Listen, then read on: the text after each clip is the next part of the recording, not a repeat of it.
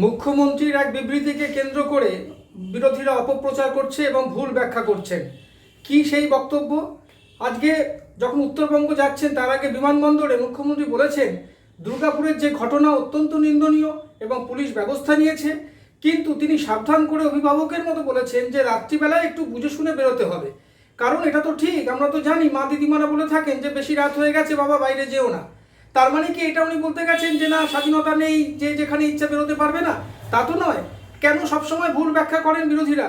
আজকে একটা অভিভাবক তিনি বলতেই পারেন যে মুখ্যমন্ত্রী অভিভাবকের মতো তিনি বলেছেন যে মেয়েরা বিশেষ করে অন্য রাজ্য থেকে যারা আসেন এখানে পড়তে ঠিক মতো করে জায়গা চেনেন না, কোথা থেকে কোথায় চলে যাবেন, রাত্রিবেলা বিপদ আপদ বাড়তে পারে, এই ভাবনা থেকেই তিনি বলেছেন, সাবধান করেছেন, সতর্ক করেছেন।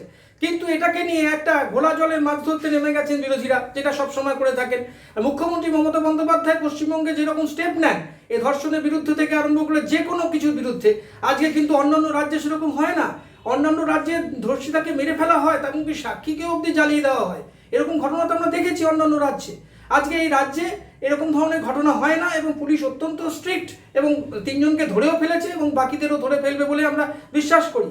দেখুন এই বিষয়ে কুণাল ঘোষ কি বলছেন। কে কখন রাতে বেরিয়ে যাচ্ছে, পুলিশ তো আর বাড়িতে বাড়িতে গিয়ে বসে থাকবে না, এই নিয়ে সমস্যা সূত্র ধরে দেবে।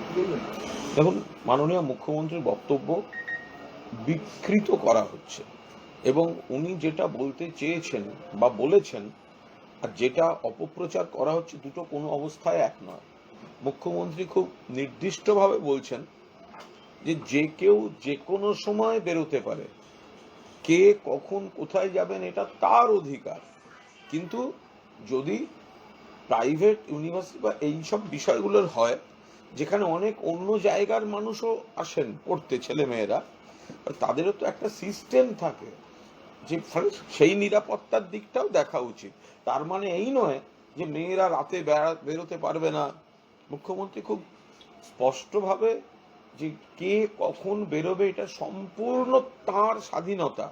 ফলে এখানে এরকম কোনো ব্যাপার নেই যে মহিলারা রাতে বেরোতে পারবেন না, এই ধরনের কোনো বক্তব্যই মুখ্যমন্ত্রীর নেই। বিষয়টা যেটা সেটা হচ্ছে এই যে হস্টেল যেগুলো, সেখানে এমন অনেক অনেক ছেলে মেয়ে থাকেন যারা হয়তো সেই এলাকার নন, তারা হয়তো অনেক বাইরের এলাকা চেনা নয় বা অমুক, এর জন্য কোনো ঘটনাকে কোথাও কেউ মানে জাস্টিফাই করছে না, কিছু করছে না। যে অসভ্য বাঁদরগুলো ধরা পড়েছে সেগুলোর কঠোরতম শাস্তি হবে মুখ্যমন্ত্রী বলে দিয়েছেন। তিনি শুধু এই হস্টেল সিস্টেমটা সেদিকটাও নজর রাখতে বলেছেন, কিন্তু তার মানে এই নয় যে মহিলারা কেন বেরোবেন, মহিলারা বেরোবেন না। আরে মমতা বন্দ্যোপাধ্যায় নিজেই মহিলাদের স্বাধীনতা, মহিলাদের উন্নতি, মহিলাদের ক্ষমতায়নের প্রতীক। তো মমতা ব্যানার্জি কখনো ঘড়ি ধরে এইভাবে শিডিউল করে দিতে পারেন? এটা একটা কথার পিঠে কথা, যেখানে প্রাইভেট জায়গা বা হস্টেল সিস্টেমটাকেও একটু নিয়মানুবর্তিতার কথা বলা হচ্ছে, যেই ওটা বলা হচ্ছে সঙ্গে সঙ্গে এটাকে বিকৃত করা হচ্ছে। মুখ্যমন্ত্রী কোথাও মহিলাদের এই রাতে বেরোনো যাবে না অমুক এগুলো মুখ্যমন্ত্রী বলেন। আচ্ছা বলুন তো, আপনি যদি রাত্রি 2টোর সময় কোথাও বেরোতে চান, কোনো একজন মানে পুরুষও বেরোতে চান, তো যে কোনো পৃথিবীর যে কোনো রাজ্যে যে কোনো দেশে, সেখানে বাড়িতে মায়েরা জিজ্ঞেস করবেন এত রাত্রিরে চললি কোথায়? আপনার বাড়ির লোকও তো জিজ্ঞেস করবে, আপনি পুলিশে কাজ করলেও জিজ্ঞেস করবে, আপনি মিলিটারিতে কাজ করলেও জিজ্ঞাসা করবে। এটা একটা স্বাভাবিক সামাজিক প্রশ্ন।